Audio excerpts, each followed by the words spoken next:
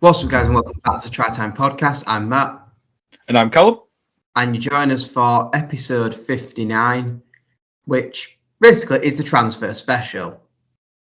Yeah, I mean, there's been some weird moves in the past week or so, and a lot more rumours on top of that as well. So things are hotting up mid-season now, I guess, aren't they? On this front.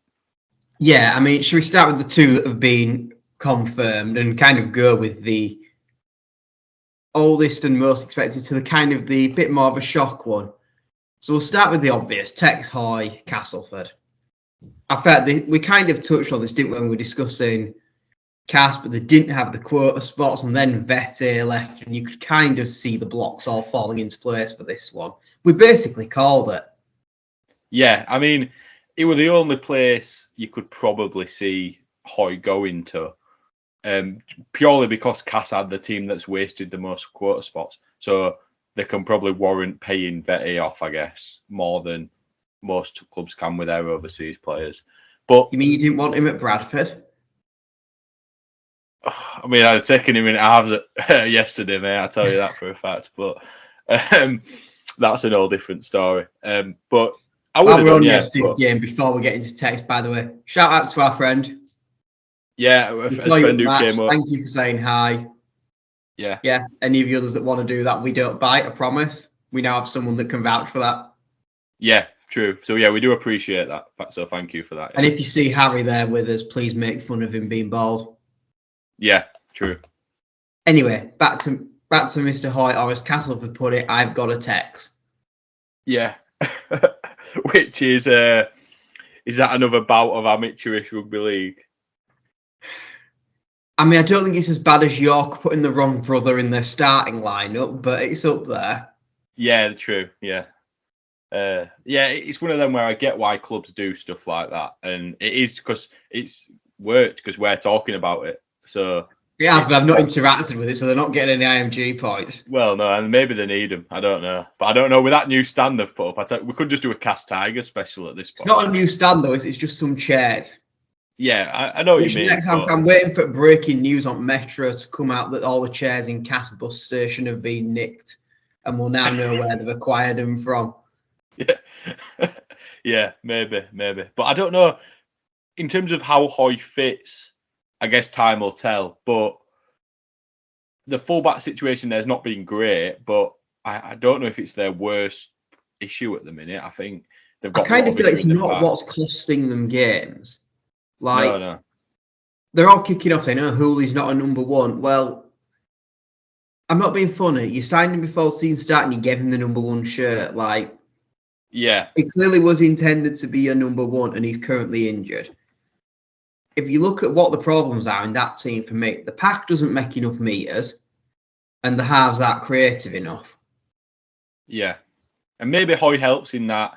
Because, if you're playing Broadbent at fullback, I don't think he's a sort of fullback who links play very. I think he can play there. He can catch the ball. He's good on returning kicks, and he's good bit of injection of pace into the line. But I don't think I think Hoy links the play a bit better, which might help the halfbacks. Because I know you're not sold on Miller. I've not said he's a good defender either. No, which it's one of them where there's not many fullbacks in Super League today that you could say are the full package. Really, I think there's probably only. It's probably Jai Field that's the number one with his little try saving against Penrith sliding into touch. Yeah, I'd probably say, Field and Wellesby are probably top two. Yeah, 100%. And then I think you're going into your Morgs and stuff like that. Then after that, but you see, you're on the Arthur Morg hype train, and you're about the only person that is. No one else rate. I don't. Do people not rate him? I know you're not. You're not the lowest on him, but. I mean, if we do a video later on in the year of ranking the Super League fullbacks, he won't be 12th, but he's also not going to be trouble in the top. Well, it depends. If we're ranking on out their ability to do short kickoffs, I don't think Lockie Miller's going to be anywhere high anyway. Honestly, do you know what? If we do another really short kickoff, I swear to God. We shit at him. I mean, you shit at a lot of stuff at minute, to be fair, mate. Yeah, well, that's the thing that we keep doing again and again, knowing that we're shit at them. I mean, how many players do we need to do to find the shit at short kickoffs? Austin couldn't do them. Caesar couldn't do them. Who the fuck did we have at fullback last year? Myler. He couldn't do them. Hooley couldn't do them. That's what I'm thinking of when Myler got injured. Yeah. Miller can't do them. Stop telling them to do bloody short kickoffs. Yeah, there should be a if you need them, like if you're chasing game. Yeah, not your default play. Yeah. Because teams anyway, are used this to isn't it a now, bashing the man in the hat podcast. This is Tex Hoy at Castleford. So let's stay on brand. But yeah, I think it's not going to kill. I think it'll make them a better team, but I don't know if it's what they're necessarily. I can't wait for them to decide, no, this isn't working and play him at 6. I don't know. I don't think. I mean, I know you don't like Miller. You're not like you don't like him. You're not the biggest fan. I mean, I'm sure he's a very nice bloke, but I don't think he's Super League quality anymore. But then I'm a fan of Milnes. I'm a fan of Richardson if he can stay fit. Like they're not bad, but then again, they're not the sort of players who I think are gonna get you in that. But for me, Richardson's not a creative half. He's a good kicking game. Do the organising kicks and game manage. He's not someone you look to come up with the spark and that. Milnes, I don't know. I'm not quite sure which mould he falls into yet. I think he's kind of a bit of a mixture of both, isn't he, really? And then you've got Miller, who's like, in an off-the-cuff play, can look like best halfback in league, but then goes missing in games a lot of the time. Like, odd moments, he looks really good and he's got that little turn of pace, but, is he still Super League level? You could argue all three of them wouldn't look out of place top end at Championship, which is what you can say about majority at Cast squad at the minute. Yeah, and it's where you get to with the pack, isn't it? Because it's just not demanding enough. And like, as a fullback, Tex Hoy's not going to influence that. And if they're not giving a platform for any of the backs to play off, then you kind of think what's really going to change. Yeah, I don't think this is going to revolutionise their season. But I also don't necessarily think Cass are in the worst situation out of the teams in the league either. I think they're pretty much nailed on to get 10th now because I feel like FC have kind of going to go down that route of just playing the kids, which is fair enough now after everything's happened. I think, you got Ockenbaugh down in bloody reserves. I think they are going to, which is right. I think they're right now to. But they are recruiting apparently. And despite promising new names for the Leeds game on Sunday, Mr. Pearson, it's now looking like there will be no new names for the Leeds game on Sunday. Yeah, that's the thing with Hull FC. It's like there's all these rumours and then notes happened, has it? Notes, concrete, really happened. Obviously, Myler happened, but I mean, that's not a playing appointment, is it? Yeah, they were getting all the money and everything. It's just so. Which I guess is quite a good segue, isn't it, in terms of non-playing appointments to the other confirmed transfer of the week? Yeah, true.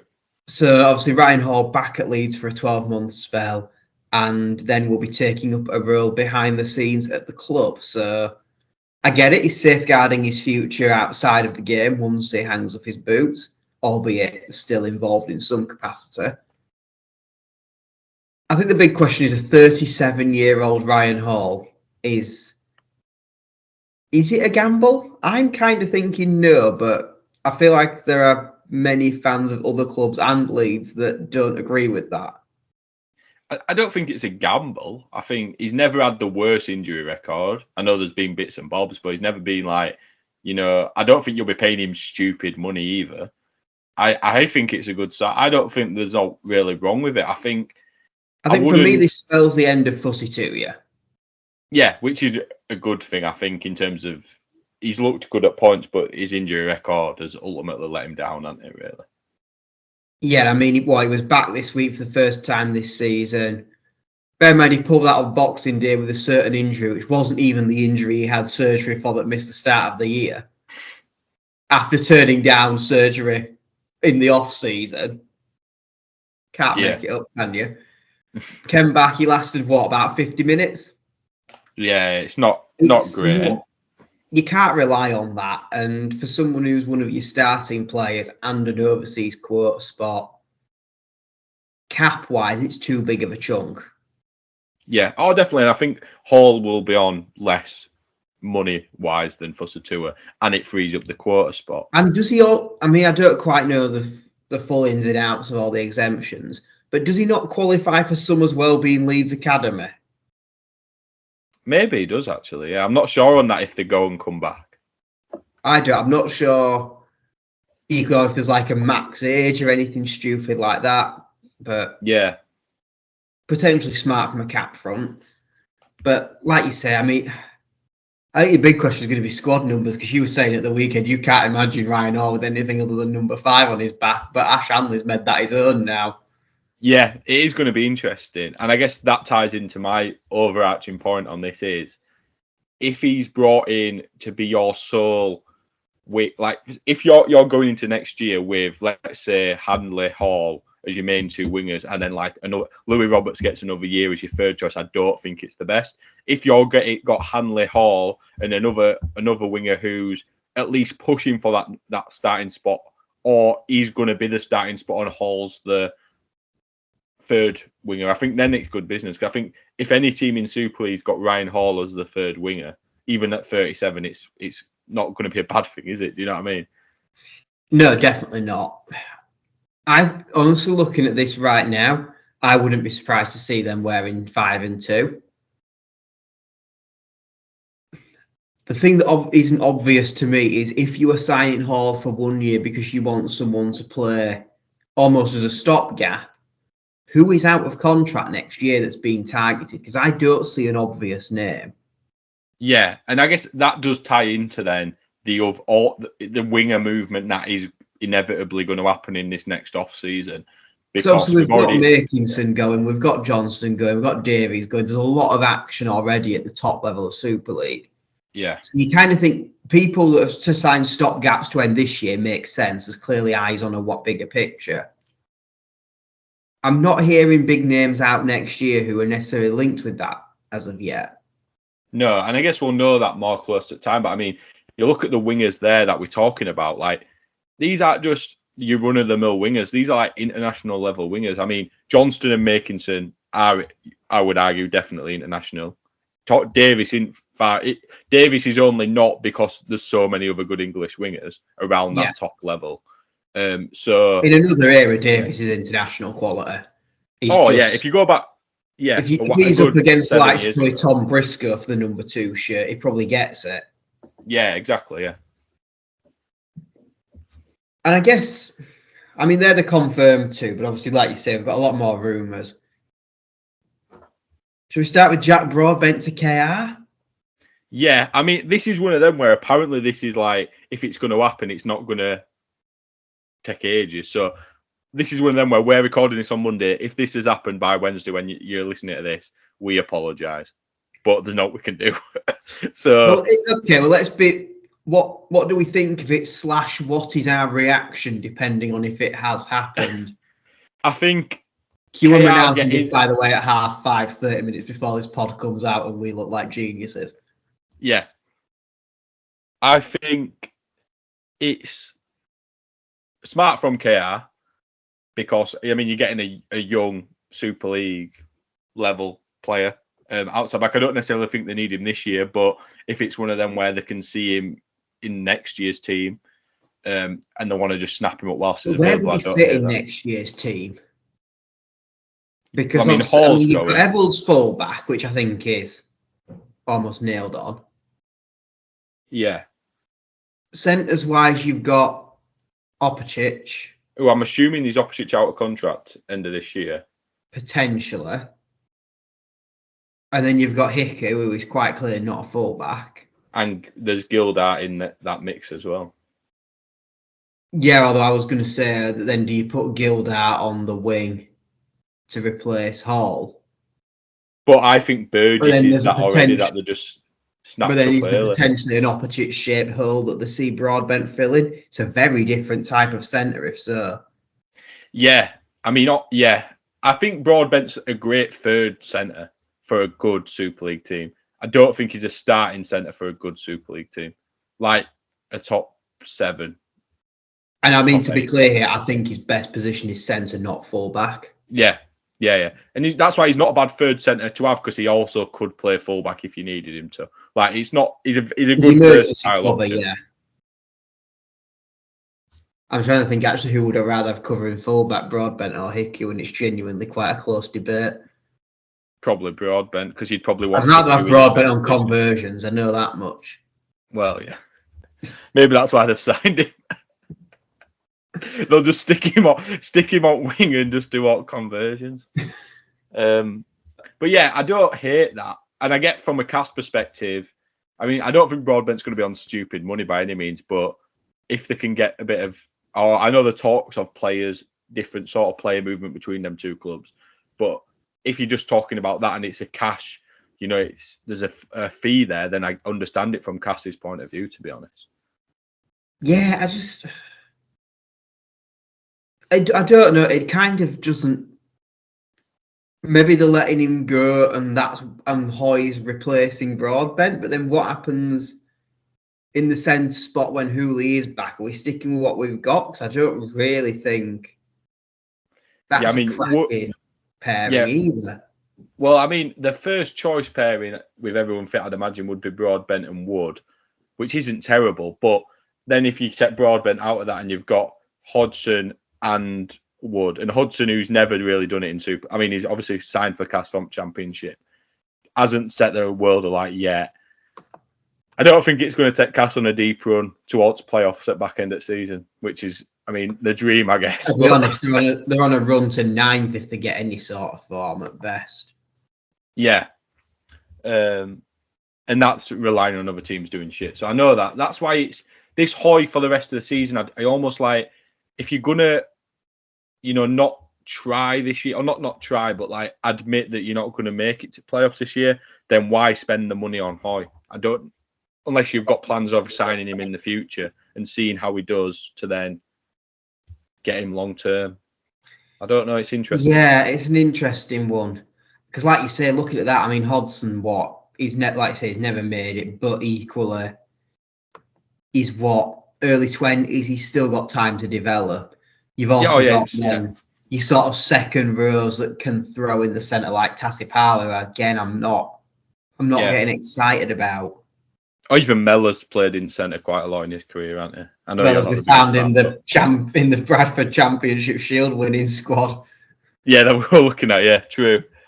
But yeah, it's interesting. I mean, I think, and I don't know if this is maybe an outcome of IMG, but I don't know if you're familiar with like the NBA and how they work with having their system, and it's different because they have the draft. But a lot of their teams, when they know they're not going to win anything, they just tank the season and just basically they just admit that they're shit, and like because the worse they are, the better draft picks they'll get.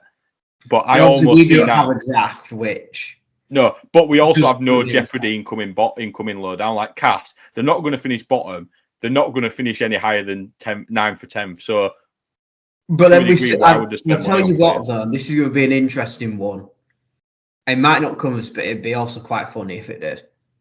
If Cass tanked the season and finished lower down than what they could do, imagine if those were IMG points on the places cost them Super League. It could do, but there's a lot that's got. I mean, if Bulls manage to get a new stadium built in next year, then they're in trouble. Like I know that's not going to happen, but I'm going to say it's a bit optimistic. Yeah, but it's like anything could happen like that. A lot of them top level championship teams are one big thing away from catching up with. I mean, Cass were not that much ahead of Bradford, if I remember rightly. And this is not me as a Bradford fan saying we should be there instead of them. They were, and obviously they were behind Wakefield, they were behind Toulouse. Yeah, Toulouse is the interesting one in terms of the IMG that no one's talking about, because Toulouse, which way is that going to go? With all this travel and the Catalans thing, does Toulouse want to be in Super League? I don't know if they do at this point, It's an interesting one. It's more toxic than what it was. I mean, I don't know, I've got a bit more cynical view on this. Are we seeing a merry-go-round of players purely to get IMG clicks? Yeah, maybe. Hey, you never know. Because you do signing announcements and rumoured departures tend to get quite a bit of interaction. Yeah, true. What teams putting out stuff like, I don't know, like just a lot of posts, which is good. But a lot of you see a lot more now, I think, on these social media platforms with stuff like clubs interacting in different ways with fans. And that is probably because of IMG, which is another reason why IMG is good, I guess. Yeah, In I'd in agree that with sense. that. It's actually made clubs think about how they are perceived online. That is true, which clearly is something that you don't need to worry about in football, looking at you, Nottingham Forest. Yeah, they've gone full circle, I think.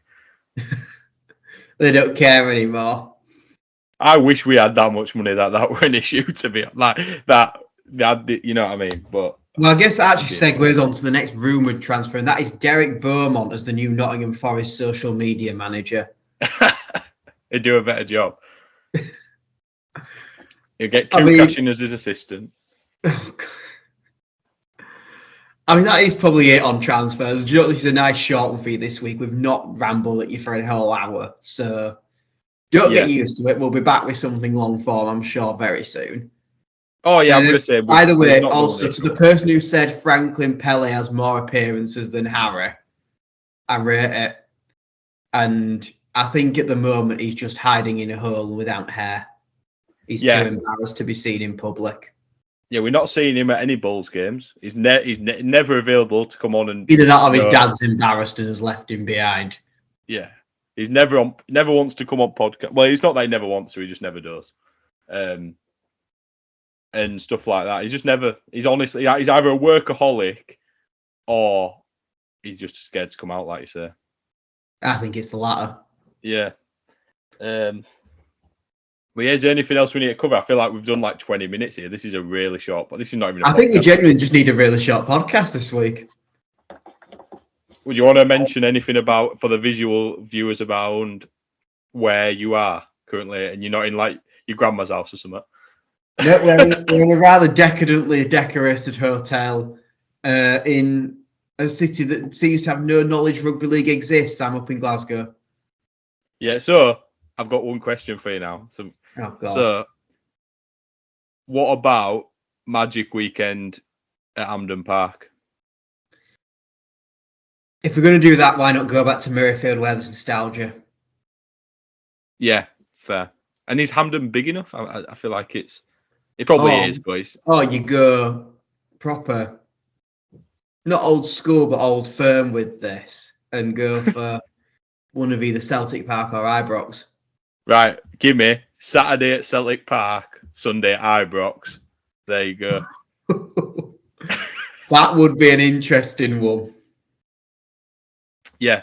Oh, it would be. I mean, yeah, it must be interesting. I bet you don't see many rugby shirts when you're around cities like that. See a few Union. Yeah, or Union, obviously, yeah, but who cares about that? Well, these lot, clearly. Well, yeah, obviously, but no one with a brain, I guess. Yeah, well, if they knew what it was, I might wear my rugby shirt round a bit more, but they'd just look at me like I'm an idiot, so... Yeah, true. Well, wouldn't blame them for that either, to be honest. Fairs. But yeah, thanks for tuning in, guys. Like I say, kept this short and sweet for you. We will be back to long form very soon, and we will also be back with some more random stuff on Saturday. I don't know what's coming out yet. Don't know what we're discussing next week. Don't know much, really. Well, we'll see. At the minute, there's a lot of stories coming out. There's news every week. So it's actually making our life easier. Like this week, we didn't plan this till a couple of days ago because stuff's just happened, hasn't it? You know? Yeah. Which is and good. That's obviously, if there is anything very breaking news, obviously we will give you our thoughts on that. Otherwise, I'm sure we'll find something. Who knows? Yeah, and again to the lad who came over to us and spoke to us at the Bulls game at the weekend, we appreciate you. We're sorry we didn't ask you your name. What your name is, by the way. Yeah. So when we see you next time, his ego strokes and thought if people wanted a picture and it made him a celebrity. Piss off! I did not. No.